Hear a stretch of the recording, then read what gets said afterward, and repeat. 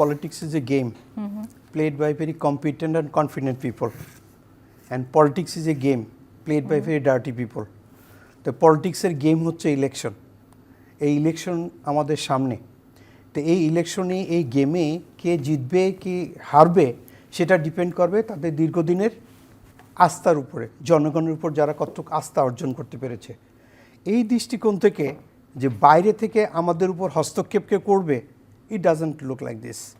আমাদের সবচেয়ে ইম্পর্টেন্ট হচ্ছে যে আমরা এই মুহূর্তে যে সিচুয়েশনে আছি, এই সিচুয়েশনে দেশের আমাদের স্বাধীনতা সার্বভৌমত্বকে কোনো প্রকারে বিসর্জন দেওয়ার কোনো স্কোপ নাই।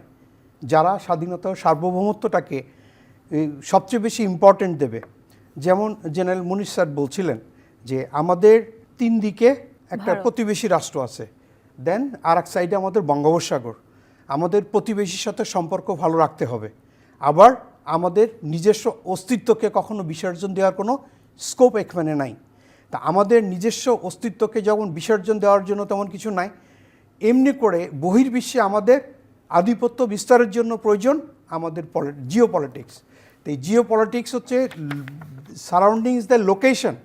আমরা বর্তমান প্রয়োজনের তাগিদে পারস্পরিক অবস্থার সহিত অ্যাডাপ্টেশন, ওই ডোনাল্ড ট্রাম্পের জায়গা থাকবে, তার সাথেও আমাদের একটা রিলেশন থাকতে হবে। ডেফিনেটলি আমরা ছোট দেশ বড় দেশ বলে কোনো দেশ নাই। কোনো দেশের স্বাধীনতার উপর যদি হস্তক্ষেপ করে কেউ কখনো এটা মেনে নেবে না। যদিও আমরা এখন গ্লোবাল ভিলেজে বসবাস করছি, ইট ডাজন্ট মিন যে যারা বড় বড় মোলার আছে they will take at their own decision. It is not.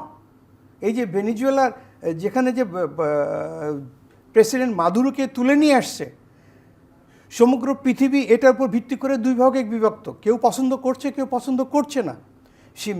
He maybe general মুনি যেমন করে বললেন, স্যার স্পষ্ট বলে দিয়েছেন যে সে যে সঠিকভাবে দেশ চালাচ্ছিল, it is not that doesn't mean যে third person will take the privilege.